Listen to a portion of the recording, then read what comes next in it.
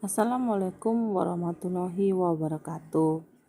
Selamat siang anak-anak 10 akuntansi. Mudah-mudahan saat ini kalian dalam keadaan sehat dan masih tetap semangat dalam belajar daring. Pada saat ini materi yang ketiga atau bab ketiga, kita akan mempelajari materi dan perubahannya.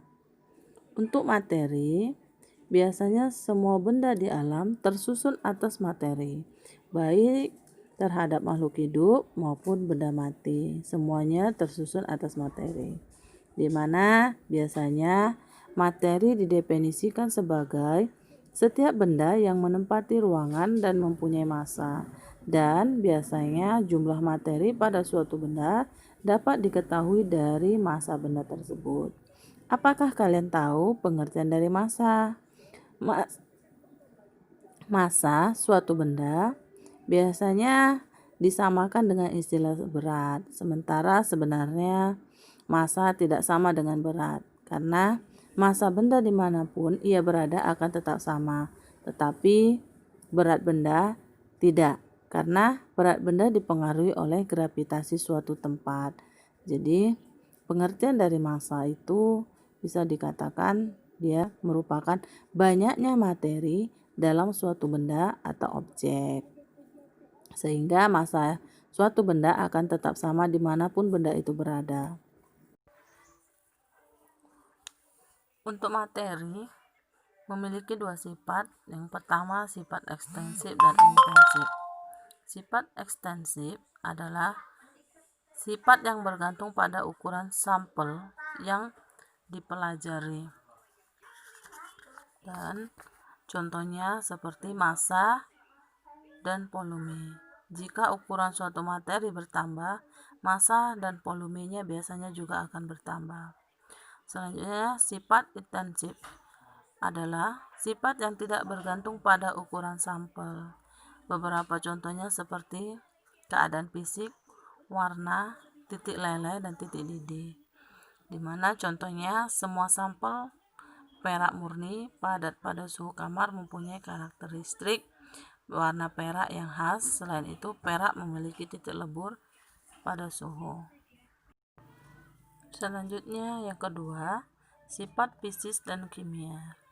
Untuk sifat fisis adalah sifat yang dapat diamati tanpa mengubah susunan kimia suatu zat.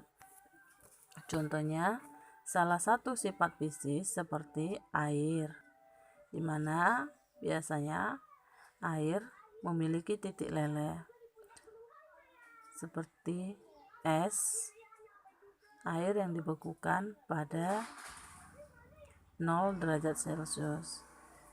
Dan untuk mengukur titik lelehnya biasanya kita menggunakan alat yang disebut dengan termometer, sehingga biasanya nanti air itu berubah menjadi padat, dan ketika dicairkan air tersebut akan berubah menjadi cair.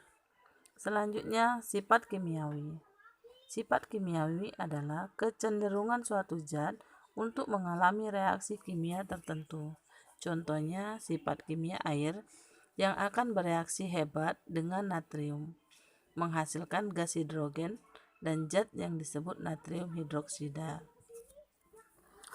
Perubahan kimia biasanya terjadi karena terbentuknya zat lain. Selanjutnya, B. Unsur, senyawa, dan campuran. Untuk pengertian unsur adalah zat yang tidak dapat diuraikan menjadi zat yang lebih sederhana oleh reaksi kimia. Oleh karena itu, biasanya unsur merupakan bentuk materi yang paling sederhana. Contohnya seperti garam dapur, di mana biasanya garam dapur memiliki struktur sederhana sampai dengan protein yang luar biasa kompleksnya. Semuanya biasanya tersusun dari berbagai unsur-unsur. Di antaranya adalah oksigen, hidrogen, karbon, nitrogen, besi, emas, dan lain-lain. Untuk unsur yang berkaitan dengan unsur lain, kemudian menghasilkan zat murni lain dinamakan senyawa. Dan pengertian dari senyawa adalah zat yang terdiri atas 2 unsur atau lebih. Dan unsur-unsur setiap senyawa adalah dalam perbandingan jumlah yang sama. Contohnya, senyawa air yang tersusun dari 2 unsur seperti hidrogen dan oksigen yang nantinya akan membentuk H2O. Selanjutnya campuran. Campuran dapat dibedakan menjadi 2, yaitu campuran homogen dan heterogen. Untuk campuran homogen disebut larutan dan mempunyai sifat seragam pada semua bagiannya. Artinya di sini seandainya kita mengambil sebagian larutan natrium klorida dalam air, kita akan menemukan bahwa bagian itu sama sifatnya dengan bagian-bagian yang lainnya. Selanjutnya campuran heterogen adalah campuran yang tidak seragam, contohnya seperti minyak dan air. Jika kita mengambil satu bagian dari campuran itu, mungkin kita hanya mendapatkan bagian yang mempunyai sifat-sifat seperti minyak, sedangkan bagian lain dari campuran itu mempunyai sifat-sifat air. 1. Persamaan kimia. Saat suatu zat kimia dalam bentuk unsur atau senyawa bertemu dengan zat kimia lainnya, terkadang terjadi reaksi kimia. Jika reaksi kimia, maka secara teori, peristiwa tersebut dapat dituliskan dalam bentuk persamaan kimia atau persamaan reaksi. Untuk persamaan kimia biasanya ditulis untuk menunjukkan perubahan kimia yang terjadi selama reaksi kimia. Dalam arti ini, persamaan kimia adalah catatan zat sebelum atau setelah. Selanjutnya, perubahan fisika. Perubahan fisika adalah perubahan yang tidak disertai terbentuknya zat lain. Contohnya seperti es atau es yang mencair.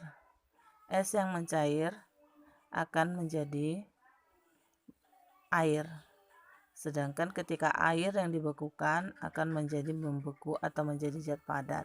Tapi dia tetap memiliki jenis zat cair atau jenisnya air. Selanjutnya 3. Perubahan kimia. Perubahan kimia adalah perubahan yang disertai terbentuknya zat baru. Contohnya seperti kayu. Kayu yang dibakar akan berubah menjadi abu atau menjadi arang dan tidak bisa kembali lagi menjadi kayu.